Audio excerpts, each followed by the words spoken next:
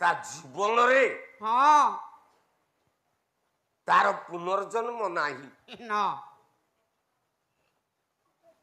ତେଣୁ ଜୀବନର ମୂଳ ଉତ୍ସ ହେଲା ଆଜ୍ଞା ନାମ। ନାମ ନାମ ତମେ ଶିବ କହ, ହଁ ରାମ କୁହ, ମଙ୍ଗଳା କହ, ହଁ ମା ଖମ୍ବେଶ୍ୱରୀ କହ, କି ମା କାନ ଖାଇ କୁହ, ଖଣ୍ଡୁଆଳି କହ, କି ନାକ ଖାଇ କହ, ଜୀବନର ମୂଳ ଉତ୍ସ ହଉଛି ନାମ। ନାମ ଠିକ। ସବୁ କରିବ ପିଲେ ହଁ ସାର୍ କୁହନ୍ତୁ। ତମେ ଭଗବାନଙ୍କୁ ମାନ ହଁ କିନ୍ତୁ ନାମ ଉପରେ କେବେ ଯୁକ୍ତି କରିବନି। ଯୁକ୍ତି କରିବୁନୁ ନା ସାର୍ ଧର ମୁଁ ଯୁକ୍ତି କରିଦେଲି, ଆପଣ ନାମ ଗାଉଛନ୍ତି, ମୁଁ ଉଠିକି ଯୁକ୍ତି କରିଦେଲି କଲା ନାମର ମହିମା ନାମର ଗାରିମା ଜାଣି ନା ହୁଙ୍କିରେ ମୂର୍ଖ।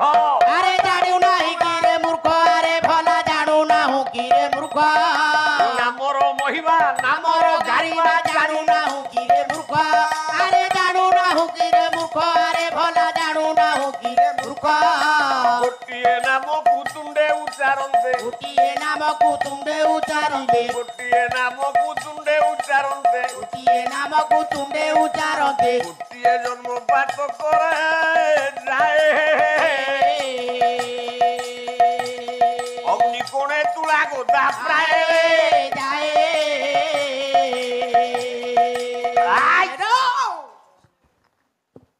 সর্ব অন্ধার বিনিষ্ট হয়ে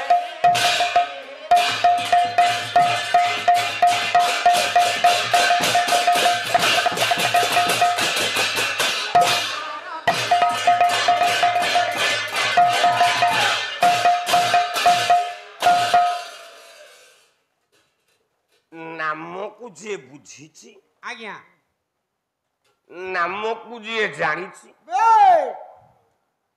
এই ନାମର ବଳରେ କେବଳ ସଂସାର ସାଗରରୁ ତରିବାକୁ ହୁଏ। ଆଜ୍ଞା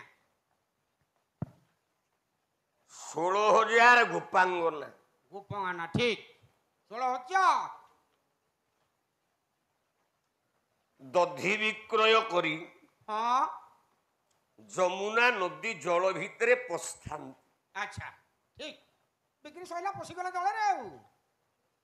କିନ୍ତୁ ଏ ଗୋପାଙ୍ଗନାଙ୍କର ଆଜ୍ଞା ଗୋଟେ ଦୁର୍ବଳତା ଥାଏ। ଆରେ ଦୁର୍ବଳତା କଣ ରହିଲା?